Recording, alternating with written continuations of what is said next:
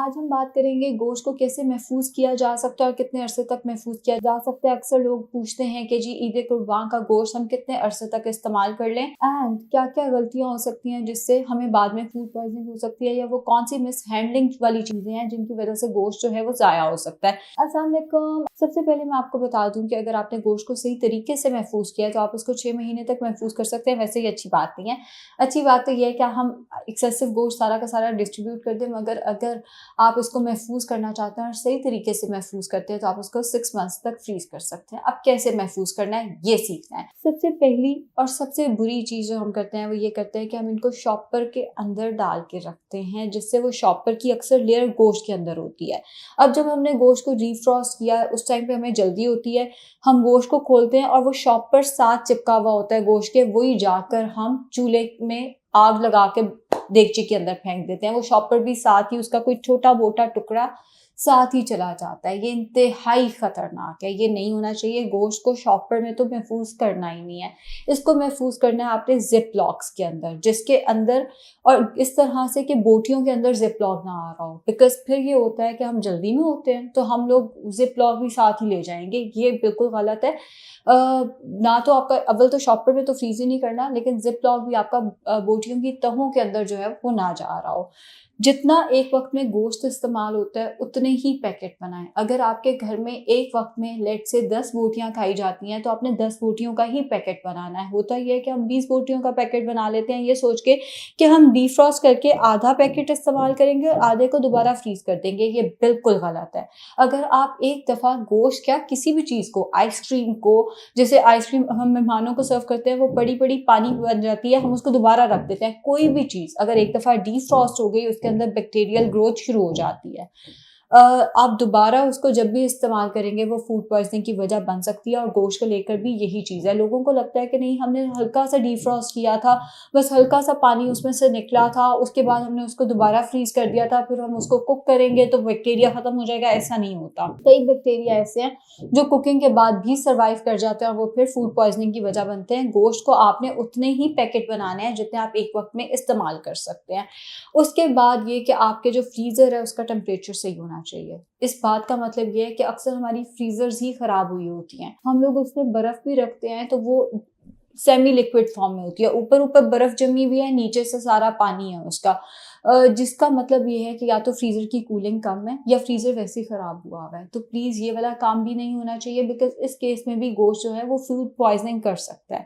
تیسری چیز، جب آپ نے گوشت کو محفوظ کیا ہے تو آپ ایک دفعہ تھرمومیٹر رکھ کے اس کا ٹیمپریچر دیکھ لیں، -18 ڈگری یا 0 ڈگری فارن ہائٹ اگر اس کا ٹیمپریچر ہے، -18 ڈگری سیلسیس یا 0 ڈگری فارن ہائٹ اگر اس کا ٹیمپریچر ہے تو دیٹ از فائن، پھر آپ اس کو فریز کر سکتے ہیں۔ لیکن اگر آپ کو لگتا ہے کہ گوشت جو ہے وہ نرم ہوا ہوا ہے یا گوشت کے اندر پانی خون اس کا بہہ رہا ہے اور آپ کو نظر آ رہا ہے کہ تھوڑا سا لیکوڈ اس زپ لاک کے اینڈ پہ جمع ہوا ہے، وہ خون کی فارم میں، وہ پانی کی فارم میں ہو سکتا ہے، اٹ مینس کہ گوشت کو فوراً استعمال کر لینا ہے۔ اس کے بعد اس گوشت کو فریز نہیں کیا جا سکتا۔ اگر آپ اس کو اس وقت پہ استعمال نہیں کریں گے تو وہ ضائع ہے، اگر بعد میں استعمال کریں گے تو وہ فوڈ پوائزننگ کی وجہ بن سکتا ہے،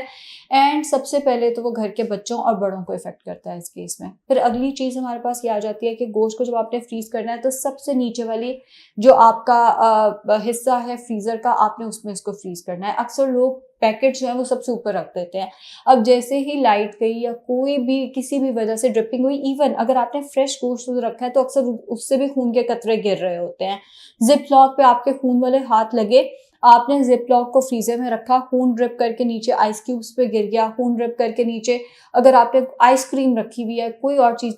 رکھی ہوئی ہے، وہاں پہ چلا گیا تو وہ فوڈ پوائزننگ کی میجر وجہ بن سکتا ہے۔ اور اس سے میں نے پچھلی ویڈیو میں بھی بتایا، اس سے باقاعدہ ڈیتھس بھی رپورٹ ہوئی ہیں کراچی میں، جہاں مس ہینڈلنگ آف بیف یا مٹن سے 2 بچوں کی ڈیتھ ہو گئی تھی۔ تو پلیز آپ نے جو خون والا گوشت ہے وہ ہمیشہ فریج کے آخری حصے میں رکھنا ہوتا ہے، جہاں سے اگر خون یا وہ پانی ڈرپ بھی کرے تو وہ کسی اور فوڈ آئٹم کے اوپر نہ جائے۔ اب آپ اس کو فریز کر دیا، جس ٹائم پہ آپ نے اس کو استعمال کرنا ہے پہلے آپ اس کو ڈی فروسٹ کریں، جو بچا ہوا پیکٹ ہے وہ آپ اس کو دوبارہ فریج میں نہیں رکھ سکتے۔ اب تھرو آؤٹ دیٹ ٹائم، اگر آپ نے مہینہ فریز کیا ہے، 2 مہینے، آپ کی نظر ہونی چاہیے گوشت کے اوپر۔ اس بات کا مطلب یہ ہے کئی دفعہ لوڈ شیڈنگ بہت زیادہ ہو جاتی ہے، اب پاکستان میں ایک دم سے لوڈ شیڈنگ شروع ہوئی ہے، کئی گھنٹے لائٹ چلے جاتی ہے، اس میں ہوتا کیا ہے کہ گوشت ڈی فروسٹ ہو جاتا ہے، ڈی فروسٹ ہوا اور اس کے بعد وہ دوبارہ فریز ہو گیا، آپ کو پتہ بھی نہیں چلا، اس کیس میں بھی یہ فوڈ پوائزننگ کرے گا۔ اس کے ساتھ ساتھ اگر فریج بیچ میں خراب ہو گئی، آپ نے جس ٹائم پہ گوشت اسٹور کیا تھا اس ٹائم پہ گوشت فریج بالکل ٹھیک تھی، لیکن بعد میں فریج خراب ہونا شروع ہو گئی، یا آپ نے کوئی بہت گرم چیز فریج کے اندر رکھی جس نے فریج کی ساری کولنگ لے لی اور باقی آئٹمس ڈی فروسٹ ہو گئے تھوڑے تھوڑے، تو اس کی وجہ سے بھی گوشت جو ہے وہ پڑا پڑا خراب ہو جائے گا۔ تو ان چیزوں کا بھی آپ نے احتیاط رکھنی ہے کہ ونس آپ نے گوشت کو فریز کر دیا وہ ہمیشہ فروزن ہی حالت میں رہے، وچ مینس کہ جب آپ اس کو ٹچ کریں تو جیسے پتھر سخت ہوتا ہے وہ ویسے سخت ہونا چاہیے، کوئی بھی حصہ نرم نہ ہو یا اس کے اندر پانی جمع نہ ہوا ہو یا خون جو ہے وہ زپ لاک کے کسی بھی حصے میں آپ کو بہتا ہوا نظر نہ آئے، اٹ مینس کہ گوشت کو فوراً استعمال کر لینا ہے، اب وہ مزید فروزن حالت میں نہیں رہ سکتا، بیکٹیریل گروتھ اس پہ ایک دفعہ شروع ہو گئی ہے۔ اس کے ساتھ ساتھ آپ نے ایک چیز کا احتیاط اور کرنی ہے کہ 6 منتھ سے اگر اوپر ہو گئے ہیں پلیز اس کو استعمال پھر بھی نہیں کرنا۔ 6 منتھ بہت ہوتے ہیں گوشت کو فریز کرنے کے لیے، قربانی کے گوشت کو فریز کرنے کے لیے 6 منتھس کے اندر اندر، ایٹ لیسٹ 6 منتھس بہت ٹائم ہے، 6 منتھس کے اندر اندر آپ نے کوشش کرنی ہے کہ آپ اس گوشت کو استعمال کر لیں۔ باقی یہ کہ اعتدال کے ساتھ کھائیں، متوازن غذا کھائیں، انشاءاللہ کوئی مسئلہ نہیں ہوگا۔ شکریہ۔